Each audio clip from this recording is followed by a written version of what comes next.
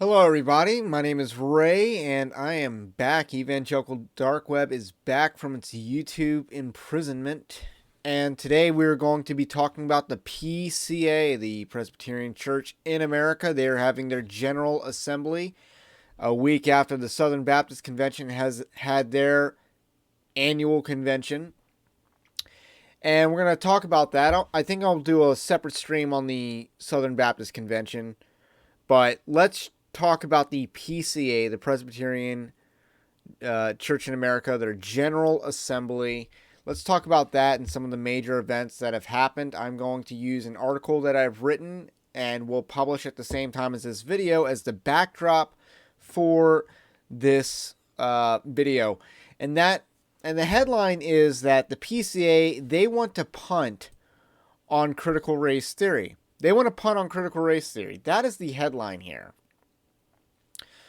The last time we talked about the PCA was last year, and in terms of Overture 23. Overture 23 wanted to prevent homosexuals from being ordained as pastors and teaching and ruling elders. They wanted to prevent homosexuals from being ordained by PCA churches.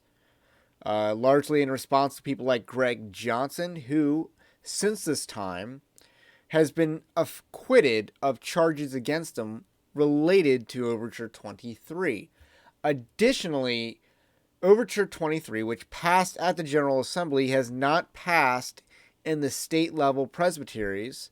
Thus, it is dead. It has died. So Overture 23 has died. So this major conservative win from last year is not to be repeated, or is not to gain any ground in the meantime, and will not be put up for a second vote this year because it died in between the General Assemblies. So with that said, we are picking up. We have Overture 41. So Overture 41 is pretty good. I like Overture 41. It is about critical race theory. And the goal of Overture 41 is to condemn critical race theory. So here's Overture 41. It mostly spends some time defining critical race theory. It uses more of a tenet definition than a standard cultural Marxist definition, which Evangelical Dark Web uses. But I'm not going to begrudge that. And then it says at the end, therefore be it resolved that the 49th General Assembly declares that critical race theory to be a seriously flawed and overall unhelpful way for addressing issues surrounding race within the church, and rather point believers to the greater, truly sufficient answer centered on the reconciliation which has been accomplished, I love that line, through the blood of Christ. So, pretty good overture in my opinion, and it'd be a shame if something happened to it. But it appears that something is happening to it. The Overture Committee voted 99-31 to postpone it indefinitely. That's their recommendation. So my understanding of how the Presbyterian Church in America works is that the Overtures Committee makes a recommendation, and then the Assembly will vote on the same overture, whether to adopt assenting to the recommendation or even voting in the negative against or for the overture. So, for instance, if the Overtures Committee recommends negative vote on an overture, the Assembly can vote a negative vote on the overture and kill the overture.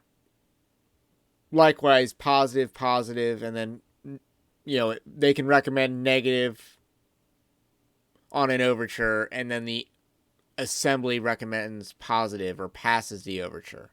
So these things happen. That's my understanding of the PCA. In very layman's terms, and I use that term purposely.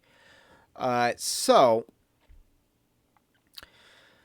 we have Overture 41, which was punted on. the PCA wants to punt on critical race theory, and it's really a bad time to punt on critical race theory because, to me, the issue of critical race theory is largely sorted out. If you haven't figured out where you stand on this issue, you are Rip Van Winkle.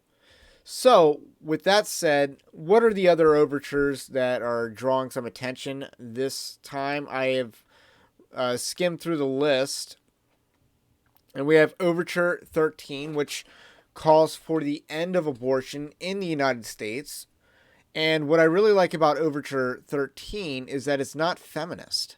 I really like that. It's talking about the Holy Scriptures recognize human life before birth in the womb. Christians as far back as Didache, I think that's how you pronounce it, in the 1st or 2nd century recognized that you shall not abort your child or commit infanticide. And then, whereas the Reformed tradition recognizes the evil of abortion from the days of the Reformation, with pastors such as John Calvin noting the unborn, though enclosed in the womb of his mother, is already a human being, and it is an almost monstrous crime to rob it of life, which has not yet begun to enjoy. If it seems more horrible to kill a man in his own house than in a field, because a man's house is his most secure place of refuge, it ought surely to be deemed more atrocious to destroy the unborn in the womb before it has come to light. That is based right there by John Calvin. So, it is a really good overture in my opinion, overture, but it really functions as both a resolution and a petition. And I believe it got amended to strike the language of the Supreme Court of the United States in favor of retaining the state legislatures. I believe that was an amendment that's not on this PDF file online. So going back to my article, then we have Overture 15. So Overture 15 wants to pick up where Overture 23 from last year left off, and it wants to amend the Book of Church Order, which is the Constitution of the Presbyterian Church in America. It wants to, Chapter 4, I believe Section 7, men who identify as homosexual, even those who identify as homosexual and claim to practice celibacy, in that self-identification are disqualified from holding office in the Presbyterian Church in America. So it wants to add this amendment to this section of the PCA's BCO. A lot of acronyms. It's alphabet soup up in here.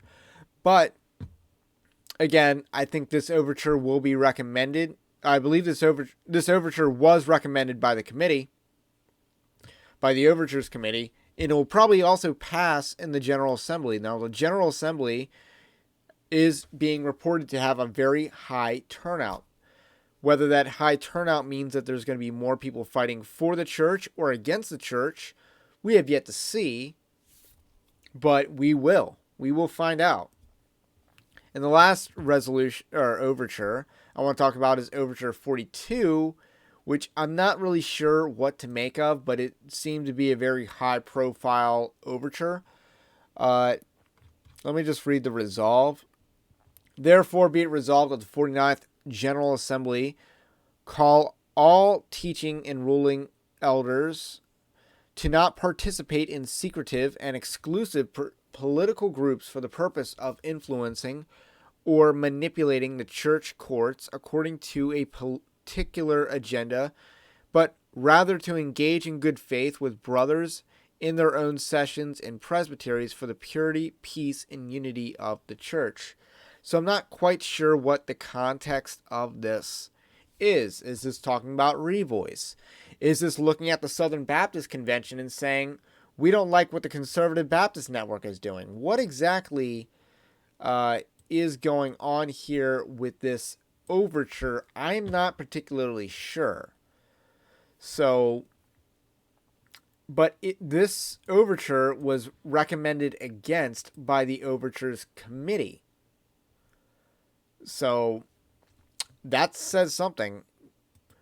So just some concluding thoughts. I'm not sure whether the assembly will usually agrees with. I assume that the assembly usually agrees with the overture committee. It'll be interesting to see if they want to deviate with the central committee on the issue of critical race theory, especially given that we have a high turnout. Do people want to have this fight? And that overture functions more as a resolution than it does a constitutional amendment, which I believe means that it won't have to go through the state level process and then come back the next year like a constitutional amendment would. But it'll be interesting to see if they want to have that fight. Otherwise, the way I've described the Presbyterian Church in America is they're in a perpetual stalemate because of the rigid ecclesiology, for better or for worse. Obviously, it is faring a little bit better than the SBC at this point, but for better or for worse, the PCA is very rigid in its ecclesiology. Therefore, in order to defeat the other side, you need overwhelming majorities, and they don't have that.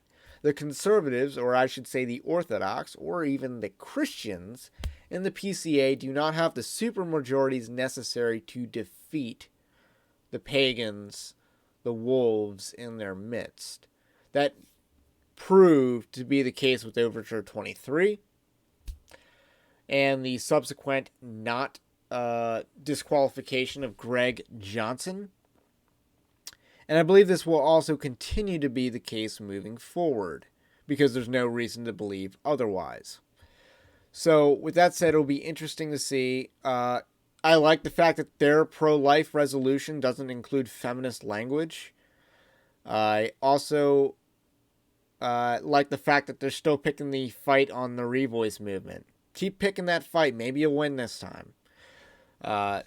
Keep having it. But overall, I'm not excited about the fact that they want to punt on critical race theory, largely after the issue of critical race theory has been solved. And I think critical race theory seems to be a pretty unifying issue for anyone, who's not a communist. So that's really all I got to say about that. My name is Ray. This is the Evangelical Dark Web. If you like this kind of content, also subscribe to the channel, Evangelical Dark Web, and check out evangelicaldarkweb.org. That is linked in the description below. And if you really want to support content like this, because again, not many people outside of the PCA are reporting on what's going on inside the PCA. So I'd like to think I'm providing a valuable service here. And if you really want to support that type of service, evangelicaldarkweb.org/join. That is a Patreon-like system you can subscribe to as well to support us for as little as $5 a month.